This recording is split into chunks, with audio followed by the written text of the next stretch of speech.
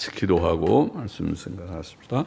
하나님 아버지, 주일 오후 시간 저희들이 또 하나님의 말씀, 성경 말씀, 유다서의 본문의 말씀 앞에 있사오니 주여 부족하고 미천한 종에게 하나님의 말씀을 감히 바르게 해석할 지혜와 힘을 주시고 은혜를 주시고 이 오후 시간 우리의 육신은 피곤하여 졸음이 오기 좋은 시간이지만은 그러나 하나님의 은혜로 깨어 말씀을 잘 듣고 생각하고 또 마음의 교훈으로 삼고 은혜와 유익을 얻게 하여 주시기를 소원합니다.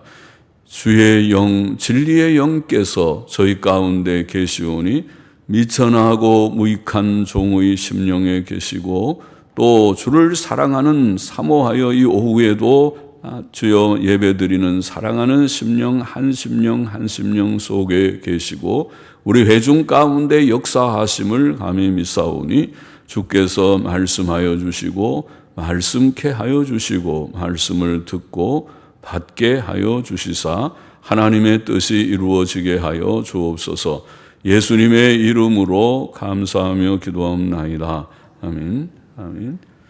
자, 유다서 말씀 5절부터 16절 이단들의 죄악과 심판에 대한 말씀인데 주제가 같아서 본문이 조금 길지만은 수정해서 우리가 생각해 봅시다. 유다서 한 장이니까 1장이라고 하든지 장을 빼든지 5절부터 16절의 말씀입니다. 5절 다시 보십시다.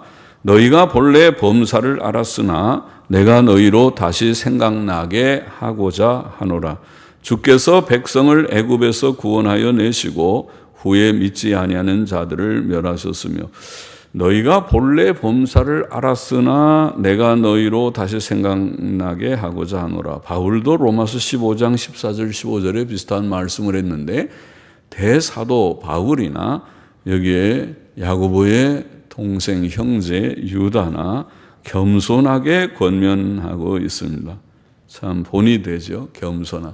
자기가 모든 것을 다 아는 것처럼 가르치는 입장이라기보다 여러분이 다 잘 알지만은 제가 다시 좀 권면을 드립니다. 그런 투로 말씀하고 있습니다. 유다는 거짓 교사들, 즉 이단자들의 죄악과 심판을 몇 가지 역사적 사실들에 비교합니다. 첫째로 그는 그것을 애굽에서 나온 후 광야에서 멸망한 이스라엘 선조들에 비교합니다. 이스라엘 선조들이 똑같이 비슷한 죄를 짓고 물론 종류는 다르지만 죄를 짓고 그리고 멸망한 것처럼 지금 이단자들이 죄를 짓고 있고 멸망할 것이라고 말씀하고 있습니다. 하나님께서는 자기 백성을 큰 권능으로 애굽에서 구원해 내셨으나 그 이스라엘 선조들이 하나님을 믿지 않았고 하나님을 거역하였기 때문에 그들을 광야에서 다 멸망시켰다는 것을 우리는 출애굽기, 민수기, 성경에서 잘 읽어서 알고 있습니다. 이와 같이 이단자들도 그 죄를 회개하고 참으로 하나님을 믿고 순종하지 않는다면 멸망하고 말 것입니다. 어떠한 죄인도 죄를 짓고 회개하면 되지만은 죄를 회개치 않고 그 죄 가운데 계속 머물러 있으면 망하는 것이죠. 사람은 죄인 아닌 사람이 없습니다. 모세도 살인을 했고 다윗도 간음을 했고 그렇죠? 큰 죄죠. 그건 사형에 해당하는 죄인데 사도 바울 같은 사람은 주를 핍박하는 잡아 죽이는 일에 앞장섰던 그런 사람이었고 그런 죄가 있었지만은 무지해서 그럴 수 있고 연약해서 그럴 수 있는 그 죄를 철저히 회개하고 다 버리고 청산하고 이제는 새 사람, 새 삶을 살겠다. 하나님 중심의 말씀 중심의 새 삶을 살겠다. 그게 중요하죠. 사람은 다 연약성이 있어요. 성격이 온전한 사람, 인격이 온전한 사람은 아마 없습니다. 그러나 말씀 속에서 성경은 우리를 온전케 하는 책이니까 열심히 성경을 읽고 듣고 또 묵상하고 또 복습하고 기억하고 그래서 성경을 많이 읽는 사람이 그래도 조금 나아요. 말씀을 열심히 들으려고 11번 예배 참석하는 사람은 참 그래도 복을 받은 것이고 주일날 2번이라도 오전 오후에 참석하면 참 복된 것이고, 그래서 한 번 밥 먹는 것보다 2번 밥 먹으면 조금 더 배가 부르겠죠. 더 영양이 좋겠죠. 그렇게 해서 말씀을 개인적으로도 읽고 또 듣고, 요새는 좋은 시대니까 여기에 우리가 성경이, 제가 제 설교를 얼마나 잘 못했나 싶어서 한번 이렇게 들어보면서 그래도 참 시대가 좋은 시대네. 저는 해놓고도 다 잊어버리기도 하겠죠, 사람이니까.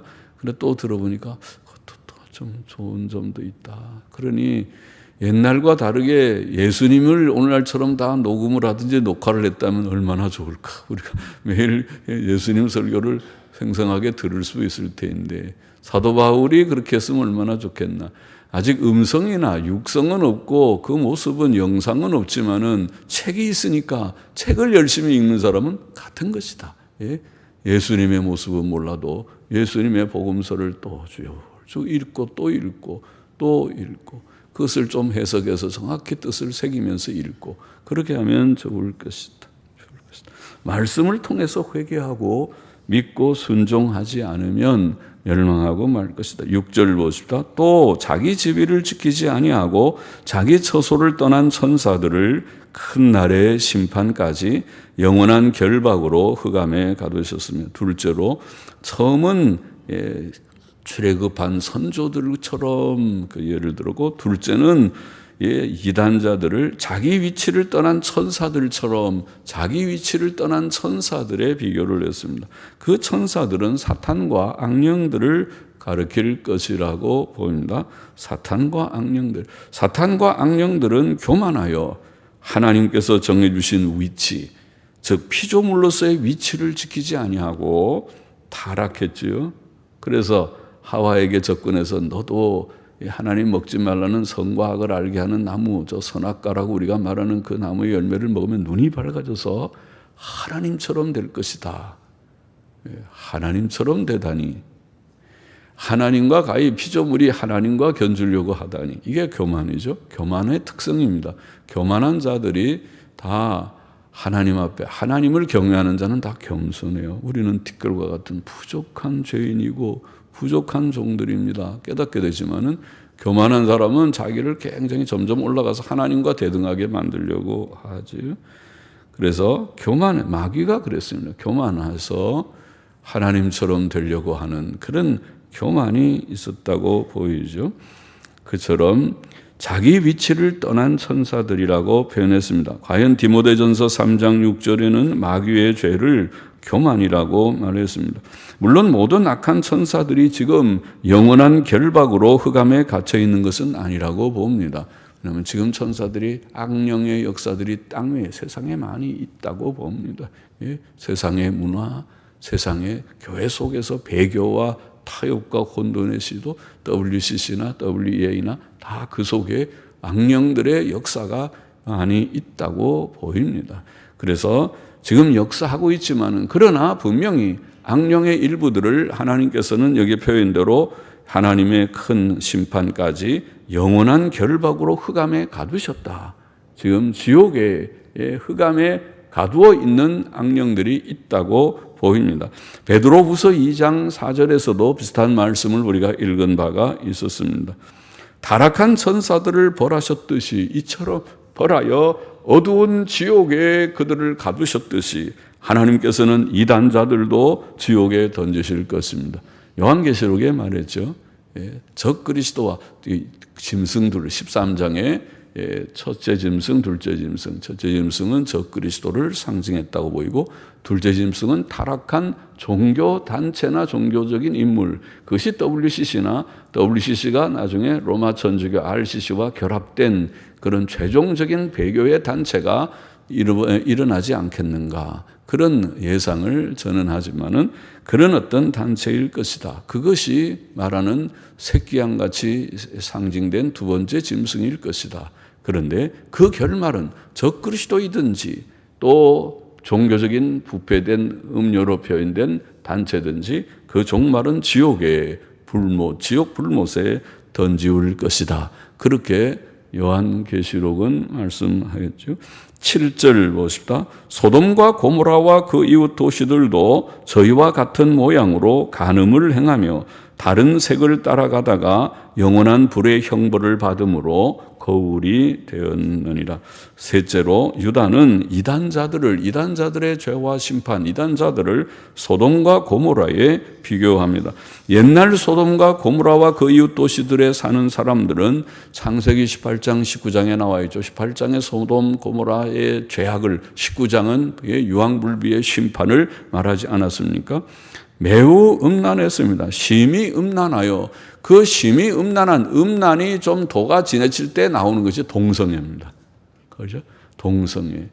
그보다 좀 전에는 음란이 부부 관계를 넘어서 결혼 관계를 넘어서서 혼전 혼외 관계들이 많은 그것도 여전히 음란이지만은 그런 것이 지나치면은 이제는 결혼이 남자와 남자 간에 여자와 여자 오늘 시대가 그렇죠. 동성애의 인물이 무슨 어느 나라의 총리인가 뭐가 됐다 그러질 않는가? 예? 또 유엔조차도 동성애를 인정해야 된다고 그러지 않는가? 우리나라의 버젓이 시청 앞 광장에 퀴어 축제라고 동성애자들이 모인 축제를 벌지 않는가? 이 시대가 동성애를 하나의 하나의 가능한 생활의 스타일로 여기는 시대가 되어버렸습니다.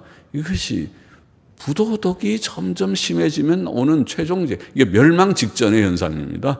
동성애가 이렇게 인정되고 퍼져나가면 이제 세상의 종말이 가까웠고, 우리는 세상의 종말이 가깝다고 열 몇 가지의 마태복음 24장의 징조를 알고 있고, 이 시대가 이제는 전쟁과 기근과 또 질병과 또 배교와 또 핍박과 모든 징조들이 이루어지는 그런 말세의 마지막이 아닌가, 그런 종말의식을 가져야 된다고 갖고 살고 있지만은 그렇게 되어 있습니다. 되게 타락한 것이죠.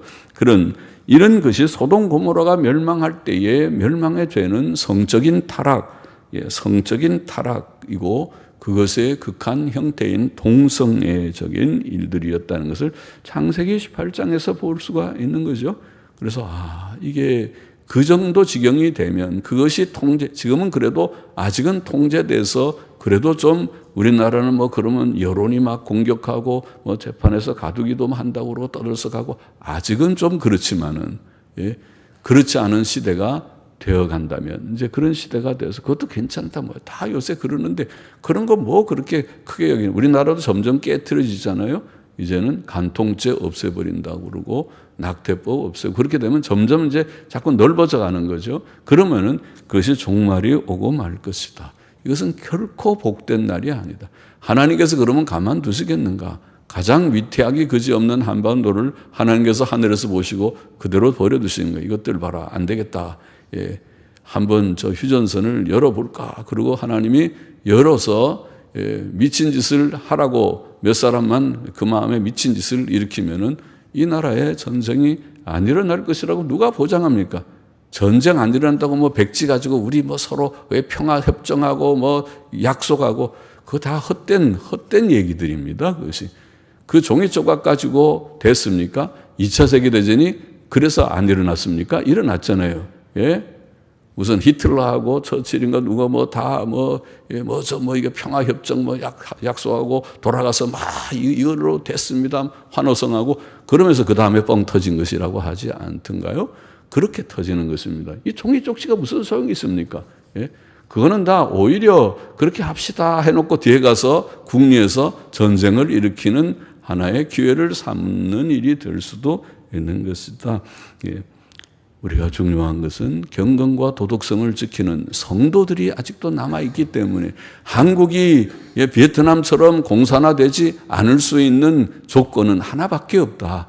여기에 진실한 성도들이 아직도 많이 있으리라고 생각하는 그것이 베트남과의 차이일 뿐이지, 그렇지 않으면 어느 날 미군들이 우리가 여기 와서 뭐 하려고 우리 뒷산 돈 들이면서 젊은이들을 위태하게 여기에 남겨놓고 있느냐, 우리는 간다 그러고 가버릴 때 그 다음날 전쟁이 아마 나는 날일 것입니다. 전쟁이 날 때 그것은 우리 힘으로 막아낼 수 없는, 요새 하여튼 미친 소리도 제가 들었어요. 그렇게 전쟁 나면 우리가 중국한테 우리를 좀 보호해달라고 해야 된다. 이 청와대에 무슨 참모라는 사람이 이런 미친 소리를 하고, 제가 죄송해요. 강단에서 미친 소리라고 말해서 그러죠. 내가 볼 때는 그 진짜 미친 소리죠. 정신없는 소리를 하고 있는 사람들이 참모로 있으니까 걱정이 참 저는 많아요. 그렇게 하면 안 되죠. 여하튼 그건 그렇고, 그 다음에 이렇게 우리가 진실한 성도들이 있는 한 일어날 전쟁도 하나님께서 안 돼. 거기 전쟁 나면 안 돼. 특별히 전쟁 나면 안 돼. 서울에서 휴전선 제일 가까운 이 합정동이라는 데 있으면은, 뻥 터지면은 제일 먼저 이 자유로 타고 탱크들이 밀려 내려올 텐데요. 저쪽에서부터 탱크가 아주 내려오도록 잘 도로 닦아놨잖아요. 요새는 올라가면은 다 탱크 못 오게 막아내는 콘크리트 것도 다 없애버렸잖아요. 그럼 얼마나 잘 내려오겠습니까? 쫙 한번 뚫어지면 그냥 그대로 탱크가 밀고 내려올 수 있게 도로까지 잘 닦아 놓으셨는데, 그런데 안 돼.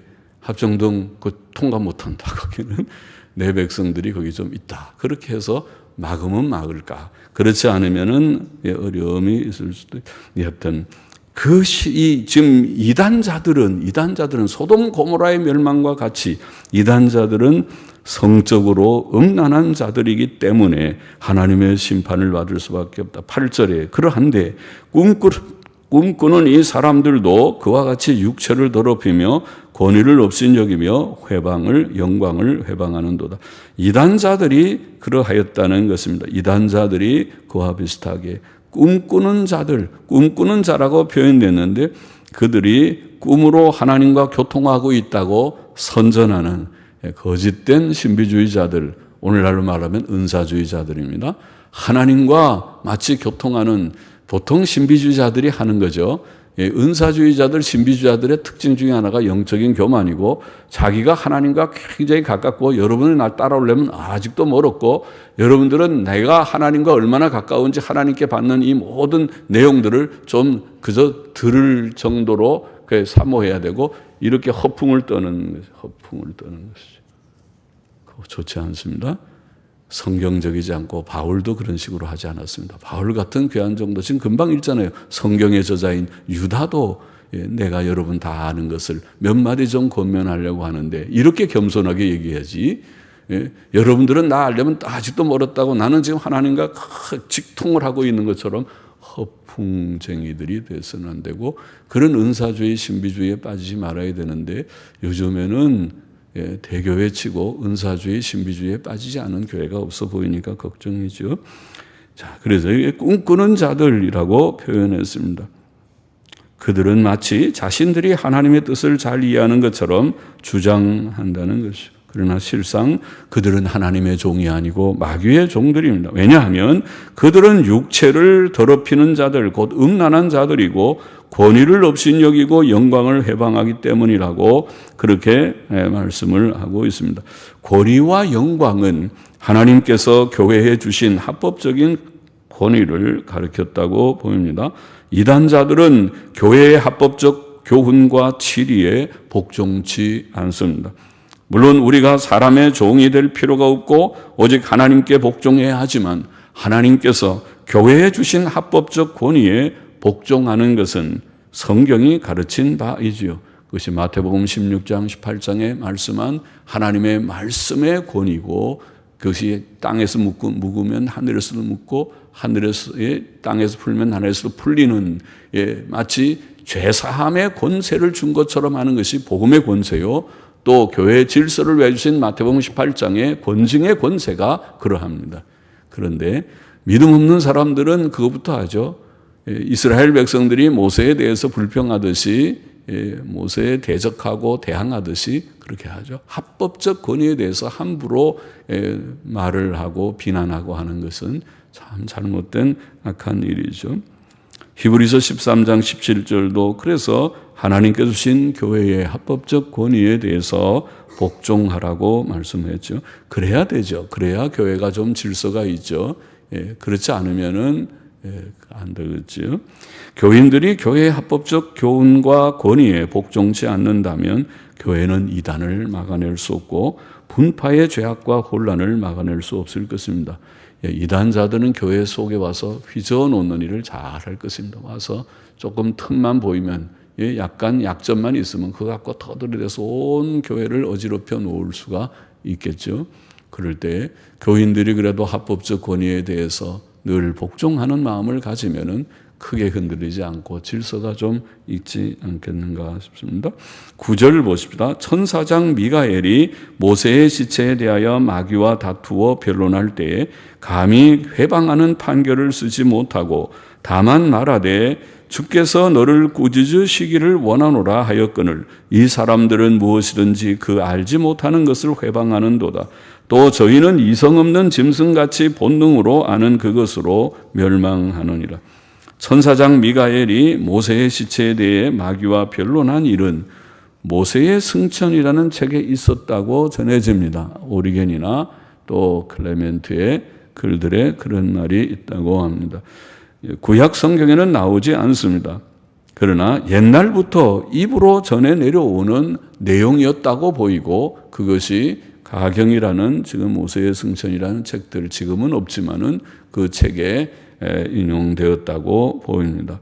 천사장 미카엘이라도 마귀에 대하여 감히 회방하는 판결을 쓰지 못하고 다만 주께서 너를 꾸짖으시기를 원하노라 라고 말했는데 저 이단자들은 무엇이든지 그 알지 못하는 것을 회방하고 비난했습니다. 잘 알지 못하면서도 마치 모든 것을 다 사실을 아는 것처럼 그렇게 부도가기 그지없는 말들을 하였던 것입니다. 주께서 주신 교회의 합법적 권위자들을 정당치 않게 비난하는 것은 악한 일입니다. 또 그들은 육신적 죄악성으로 인해 멸망합니다. 본능으로 아는 그것은 사람이 가진 본능적 욕망을 가리킨다고 봅니다. 그것은 이성 없는 짐승이 가진 것과 비슷합니다. 사람이 이성이 있고 양심이 있고 도덕성이 있고 경건이 있기 때문에 짐승과 다르지 그거 빼버리면은 경건과 도덕성, 이성과 양심을 빼버리면은 짐승하고 다를 것이 없다. 사람도 배고프면 먹으려고 하고 또 화나면은 막 화내고 싸우고 짐승이랑 똑같아요. 짐승하고 비슷하게 보이는 점들이 많아요. 사람이 단지 그런 것만 가지고 있는 존재라면 짐승과 다를 바가 없지만은 사람은 그런 것보다 고상한 영혼이 있고 하나님을 두려워하는 마음과 양심 즉 도덕적 분별력이 있습니다. 그러나 이단자들은 죄악된 감정과 욕망 때문에 본능으로 아는 그것 때문에 본능적 욕망 때문에 그것을 악을 행하고 모든 음행을 하고 하기 때문에 결국 멸망할 것이다. 그래서 사람은 늘 조심해야 돼요. 특별히 남녀가 같이 이렇게 더러 교제도 하고 교회 생활을 하는 교회는 아주 조심을 해야지 돼요. 교회 속에 모든 음란한 일들이 옛날부터 없지 않았기 때문에 그래서 교육자들은 조심해야 되고 교육자들은 여성도들에게 너무 그렇게 덥석덥석 손을 내밀고 악수도 안 하는 것이 옛날부터 내려오는 좀 조심하는 그런 풍습입니다. 조심하는 게 좋아요.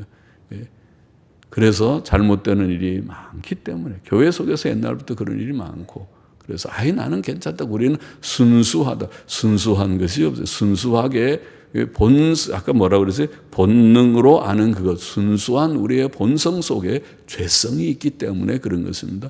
조심하는 수밖에 없는 것입니다.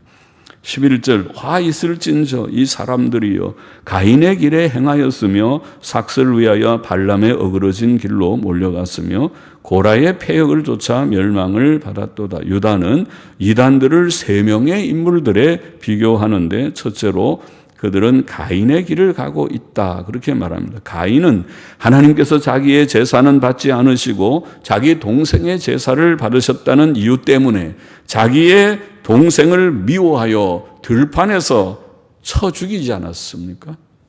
이와 같이 이단자들은 마음속에 하나님의 종들과 성도들에 대한 미움을 가득히 품고 그들을 죽이려고 하는 것이죠. 그래서 이단들의 특징 중에 하나가 뭐냐면 이단은 자기들을 좀 비평하면은 해서 온 가지 없는 말 있는 말에서 상대를 막 공격을 하고 재판도 걸고 뭐 손해배상을 엄청 매기고 뭐 싸우고 죽이고 하려고 달겨드는 걸 보고 저게 이단이로군.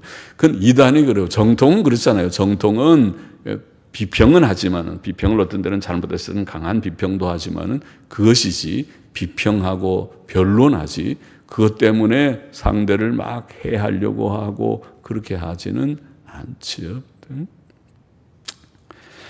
가인의 길을 가고 있는 자들이다. 미움이 가득해서 죽이려고 하는. 그래서 제가 이제 이단자들 어떤 때는 글을 쓰다가 막 비평하는 얘기 오면 제가 그런 말도 나중에 썼어요.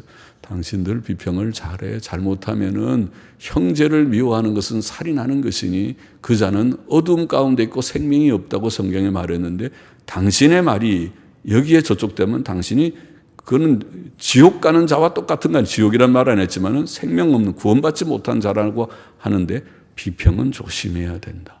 당신들이 정당성이 있게 말씀에 근거해서 옳고 그른 것을 비평하는 것을 넘어서서 인신공격적이게 막 욕하고 미워하고 하면 당신은 요한일서에 나오는 형제를 미워하는 것은 살인하는 것이니 그 영역에 들어갈 줄 알아야 될 것이다. 그런 경고를 어떤 하기도 했어요. 둘째로 그들은 발람의 어그러진 길로 가고 있다고 유다는 말합니다. 발람은 하나님께서 모압 왕 발락의 요청대로 그 사자들을 따라가지 말라고 말씀하셨으나 물질적 욕심 때문에 발락이 제안하는 그 제안이 너무 좋아서 그때가 가서 한번 조금 예언만 해주면은 거기서 돈이 엄청 많이 벌어질 텐데 돈벌이로 생각했어요. 물질적 욕심 때문에 하나님의 명령을 거슬려 행하다가 큰 책망을 받은 내용을 민수기에서 우리가 알고 있습니다. 이단자들은 하나님보다 세상을 사랑하는 자들이라. 그들에게는 돈에 결탁되면 참, 그래서는 돈에 결탁되면 안 된다. 돈에.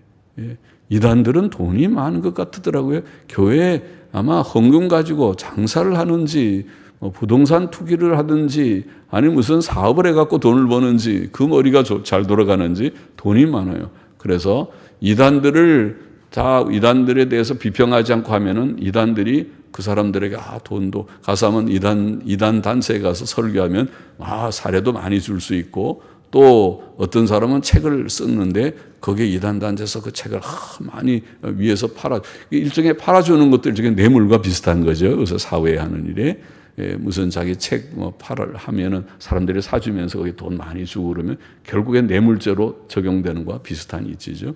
이단들이 그렇게 결국은 이단과 이 비평자의 입을 막는 일을 그런 방식으로 하는 게 아닌가 싶죠. 돈이 결탁되어 있다는 거죠. 하나님보다 세상을 사랑하는 자들입니다. 셋째로 그들은 고라의 패역을 따르고 있다. 유다는 그렇게 말합니다. 고라는 이스라엘 백성의 광야 시대에 하나님께서 백성의 지도자로 세우신 하나님의 종 모세를 다른 동료들과 함께 대적하다가 하나님의 큰 벌을 받았고 땅이 갈라져 산채로 삼키웠습니다. 이와 같이 이단들은 하나님의 참된 종들을 대적하다가 마침내 멸망에 이를 것입니다. 12절 보십시다. 저희는 기탄 없이 너희와 함께 먹으니 너희의 애찬의 암초요 자기 몸만 기르는 목자요 바람에 불려가는 물 없는 구름이요 죽고 또 죽어 뿌리까지 뽑힌 열매 없는 가을나무요 자기의 수치의 거품을 뿜는 바다의 거친 물결이요 영원히 예비된 캄캄한 흑암에 돌아갈 유리하는 별들이라. 자, 이단자들을 유다는 몇 가지로 여기에 평가한다고 말할 수 있는데 첫째로 그들은 애찬의 암초 같다 이렇게 말합니다. 암초는 배를 파선하는 것이죠. 바다에 있는 큰 바위돌을 말하는 거죠. 배가 모르고 가다가 암초에 꽉 부닥치면은 배에 큰 구멍이 나서 배가 침몰하게 되는 것이죠. 이단들은 교회의 사랑의 식탁 교제에 기탄 없이 참석하지만 교회 모든 회의에 다 참석하고 교제에 참석하고 식사도 같이 하고 하지만은 이단 사상을 갖고 이단을 퍼뜨리는 자들이기 때문에 실상 교회를 파괴시키는 암초와 같은 존재라는 거죠. 교회가 그들을 자꾸 용납하고 받아들이면 결국은 그 이단 때문에 교회가 어느 날 파선하게 된다는 것이죠. 그런 사람들이 교회에 중직이 되면 그렇게 되겠죠. 큰일 나죠. 예? 그리고 그런 사람들이 바른 것을 오히려 다 쫓아내고 잘못된 방향으로 교회를 이끌어 간다면 큰일이죠. 교회는 순진한 양과 같아서 참 그래서 어렵구나, 중요하구나, 조심해야 되는구나. 교회 직분자들을 세우는 것은 더 신중하게, 그래도 우리가 지난 모든 세월들을 보면 저는 많이 실수를 해서 이 최선이라고 세우는 모든 것들이 지나고 보니까 최선이 아니고 큰일 날 뻔했구나. 하나님께서 그래도 은혜로 보호해 주셨고 막아주셨고 잘못된 것을 다 제하여 주셨구나. 그런 것들이 참 많이 지나놓고 보면 저 사람이 저런 정체를, 저런 인격을, 저런 생각을 가진 사람이었구나. 하나님께 감사한다. 참 지나온 것이 다 감사하지만, 이제까지 온 것이 감사하지만은, 결론은 감사하지만은 그렇다면, 그러니까 그것을 거울 삼아서 조심조심해야지. 이것은 내 편이고 우리 고향 사람이고 우리 동창이고 내가 잘 아는 사람이고 그러면은 안 되는 것이에요. 그러면 안 돼.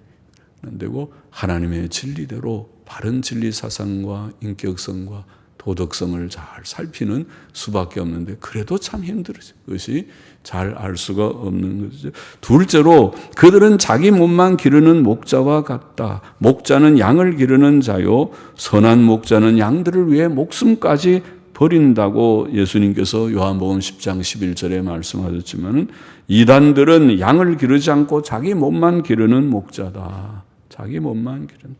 셋째로, 그들은 바람에 밀려가는 물 없는 구름과 같다. 구름은 비를 기대하게 하지만은 비구름이 좀 돼서 메마른 땅에 비가 좀 내려야 되는데, 물 없는 구름은 그 기대를 헛되게 합니다. 비는 생명의 은혜를 상징합니다. 그러나 이단들에게는 생명의 은혜가 없습니다. 그들은 세상의 풍조에 밀려다니는 물 없는 구름과 같다. 넷째로, 그들은 죽고 또 죽어 뿌리까지 뽑힌 열매 없는 가을 나무와 같다. 열매는 의와 선과 영혼 구원을 가리킨다고 볼 수 있겠죠. 그런 것들이 교회에서의 열매죠. 그러나 이단들은 영적으로 죽은 자들이므로 그들에게는 그런 열매가 없습니다. 의도 선도 그리고 영혼 구원의 역사도 기대할 수 없을 것이다. 다섯째로, 그들은 자기의 수치의 거품을 뿜는 바다에 거친 물결과 같다. 바다가 파도를 치면서 거품을 품듯이 이단자들은 거짓과 미움과 탐욕과 음란과 강포 등의 언행으로 인격의 수치를 드러낸 자다. 그들은 교회의 수치거리다. 교회의 수치거리다. 그런 사람들이 차라리 교회에 없으면 그 교회는 수치를 안 당하는데, 아이고 아무개가 그 교회 교인이래, 그 교회 직분자래, 집사래, 혹은 아이고 이 교회 아무개 장로가 있다고요? 아이고 그 사람 내 돈 떠먹고 어디 도망간 사람인데, 이렇게 되면 얼마나 교회 수치가 되겠습니까? 차라리 그 사람은 없으면은 교회에 그런 수치는 없을 듯 하지 않습니까? 수치거리다. 여섯째로, 그들은 영혼이 예비된 캄캄한 흑암에 돌아갈 유리하는 별들과 같다. 그렇게 결론적으로 그 이단들이 갈 곳은 영혼이 예비된 캄캄한 흑암에 돌아갈 별과 같다. 그것은 지옥이죠. 지옥을 가리키죠. 이단들이 마지막으로 갈 곳은 지옥밖에 없습니다.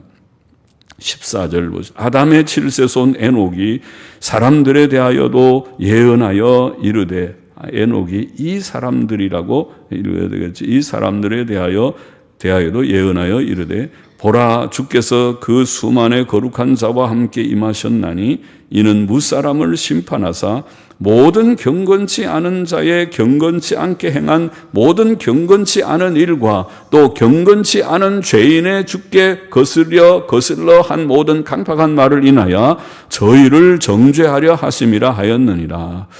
자, 이 본문도 가경 에녹서의 내용과 같지만은 그것은 말로 전해 내려오는 내용이라고 봅니다. 이 가경이라는 건 성경 아닌 성경 외에 구약 성경 외에 외경이라는 것이 있고, 천주교가 인정하는 14개 정도는 외경이 있고, 가경이라고 하는 슈데피그라파라고 하는 가경이라는 책이 있는데 그것은 아예 성경으로 여기질 않는 것입니다. 그것은 구전 내려오는 그런 어떤 우화나 전설이나 전해 내려오는 내용들을 담은 책들로 여겨서 권위가 전혀 없는 것인데, 외경은 더러 역사적인 가치가 있는 것이 더러 있습니다. 마카비 일서 같은 것은 그 당시에 중간기 시대 말라기부터 요한 사도 세례 요한이 올 때까지의 그때에 되어지는 역사 중에 일부가 반영되기도 하지만은요, 가경은 그렇지 않은데, 그러나 전에 내려오는 내용을 담고 있다고 봐서 성경에 인용된 것이 문제가 없다고 우리는 이해합니다.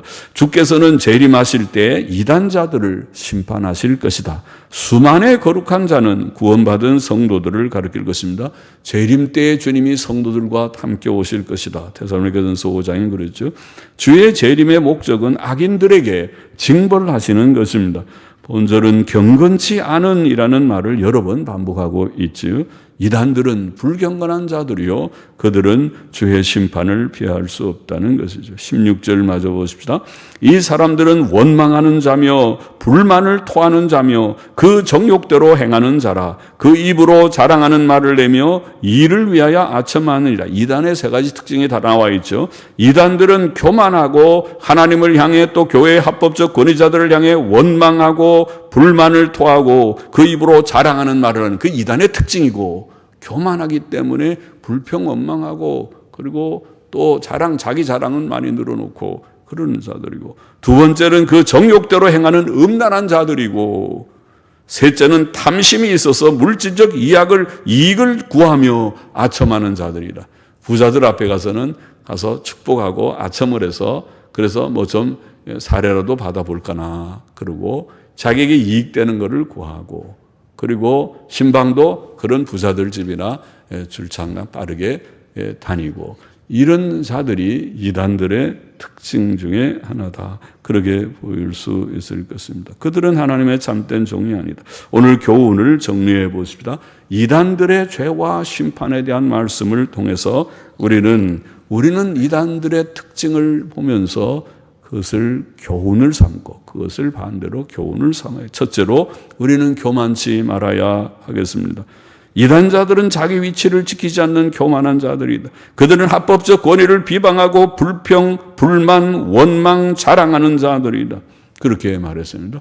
우리는 교만치 말고 겸손해야 하고, 로마서 12장 3절에 보면 그런 교훈이 있죠. 바울은 생활 교훈을 하면서, 로마서 12장에 생활 교훈하면서 첫 번째로 한 교훈이죠. 마땅히 생각할 그 이상의 생각을 품지 말고 오직 하나님께서 각 사람에게 나눠주신 믿음의 분량대로 지혜롭게 생각하라. 하나님이 내게 주신 만큼 겸손하게, 옳은 것은 옳고 그런 것은 그런 것입니다. 내가 옳지 않은 것은 옳지 않다고 생각하는 것이 옳습니다. 그건 옳지 않다. 나는 그렇게 가지 않겠다. 나는 이 길로 가겠다. 그렇게 옳은 것을 택하지만은 너무 넘어가지 않도록, 너무 우리가 내가 내 분수에 맞지 않게 논단하지 않도록 조심하는 그런 겸손한 태도가 우리에게 필요하다. 그렇지 않으면 나는 내가 바르게 산다고 하면서 내 교만에 떨어지고 남을 비방하고 비난하는 데 떨어질 수도 있어요. 그것도 잘못이잖아요. 내가 옳은 노선을 택하지 못한 것도 잘못이지만은, 그러나 옳은 노선을 구한다고 하더라도 교만에 떨어지면 그것도 잘못이에요. 그러니까 겸손히 바른 길을 가는 우리가 되어야 되겠습니다. 교만치 말아야 되고, 둘째로 우리는 음란치 말아야 합니다. 이단자들은 정욕을 따라 행하며 자기 몸을 더럽히는 자들입니다. 음행은 자기의 몸을 더럽히는 것이죠. 그래서 음란한 시대에 음행을 피하기 위한 하나의 방편으로 고린도전서 7장에는 결혼을 얘기를 했어요. 결혼도 음행을 피하는 한 방법이다. 그렇게 말을 했어요. 그래서 결혼은 합법적인 것이지만은 결혼하지 않고 사람이 스스로 독신으로 지날 수 없으면서도 독신을 주장하면 거기에 모든 문제가 생길 수도 있다. 그런 것이죠. 그러니까 은사가 없는 사람은 결혼을 해요. 결혼할 때 눈을 높이지 말고 낮추어서 결혼을 해요. 그래서 자기와 그저 자기 형편이, 자기가 대단하게 준비가 됐으면 대단한 사람이 나랑 짝이 될 수도 있겠지요. 우리가 젊을 때는 진짜 아무것도 없이 저는 결혼해 20만 원 가지고 결혼했으니까 창피하죠. 우리 집사람 그런 얘기하면 야단할지 모르지만은, 저는 돈이 하나도 없는 전도사 때에 결혼을 했으니까 저의 경우는 정말 참 엉터리 같은 결혼을 한 거지만은 보통은 그렇잖아요. 결혼은 남자가 준비된 만큼 그만한 상대를 얻는 것입니다. 자기는 아무 준비가 없으면서 상대는 대단한 사람을 눈을 하는 사람은 그 사람 참 잘못된 생각을 하고 있는 사람이라는 말이죠.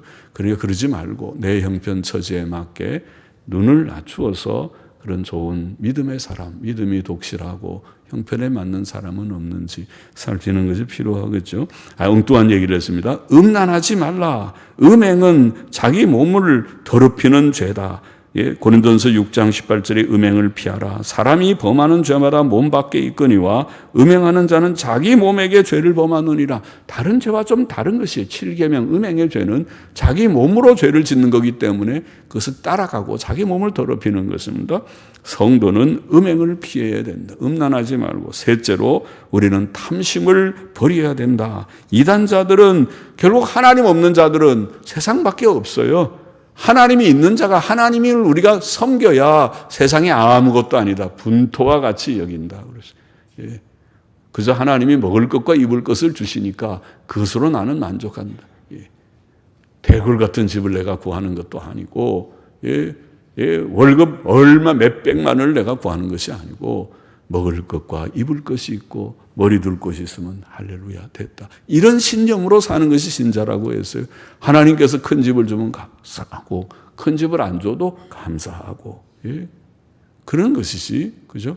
그것은 큰 문제가 아니다. 그렇게 생각해야 되는 것이란 말이죠. 그러나 하나님 없는 사람은 다르죠. 우리는 천국을 믿기 때문에 천국 가면 하나님이 우리에게 좋은 집 주실 것을 믿으니까 천국을 바라보고 살지만은 하나님 없는 사람은 천국도 바라보지 않을 테니까 이 세상이 전부니까 세상에서는 잘 먹고 잘 샀고 잘 입고 좋은 차 타고 죄송합니다. 좋은 차 타는 사람 내가 정죄하는 게 아니라 세상의 사고방식이 그렇다는 거예요. 좋은 차 타고 좋은 집 짓고 3층 집에 뒤에 풀장이 있고 앞에 요트 걸어놓고 미국식으로 말하면은 그리고 벤츠 타고 다니고 그리고 돈 억대 이상을 벌고 10만 불 이상을 벌고 그러면은 꽤 잘 나가는 사람이라 그럴지 모르지만은 그건 세상의 생각이고 그것이 아무 하나님 앞에 그렇게 가치 있는 것이 아니고 그런 것이 아무것도 없어도 서로 사랑하고 진실하게 살고 하나님의 뜻대로 바로 사는 참 삶이 그것이 성도의 삶인 것처럼 이단자들은 물질을 탐심을 품은 자들이지만은 하나님을 아는 우리는 그렇게 하지 말라. 더러운 일을 우리가 구하지도 말고 거기에 흥미도 갖지 말고 탐심을 버리고 하나님 앞에서 절제하며 검소 근검절약하며 살아가는 우리가 되어야 할 것입니다. 교만치 말고 음란치 말고 탐심을 버리라. 그것이 이단자들을 우리가 지금 이게 교훈을 받으면서에 대한 말씀을 읽으면서 받는 분명한 교훈입니다. 기도하십시다. 하나님 아버지 오늘도 이 말씀을 저희들 마음속에 다 새기어서 이 세상을 살 때에 우리는 교만하지 말고 온유와 겸손의 덕을 늘 구하고 사모하고 갖추게 하여 주시고 우리는 음란하지 말고 늘 정결한 삶을 거룩한 삶을 구하게 하여 주시고 우리는 주님 탐심을 버리고 주님 잘못된 그런 모든 물질의 이익을 우리가 더러운 이익을 다 버리고 하나님 앞에서 열심히 내가 할 수 있는 만큼 일해서 버는 것이 내 복이며 물질의 복이며 그것으로 만족하고 먹을 것과 입을 것을 주시고 거쳐 머리 둘 것을 주시는 것을 감사하면서 살아가는 저와 우리 모두가 되게만 하여 주옵소서. 감사하며 예수님의 이름으로 기도하옵나이다. 아멘. 아멘.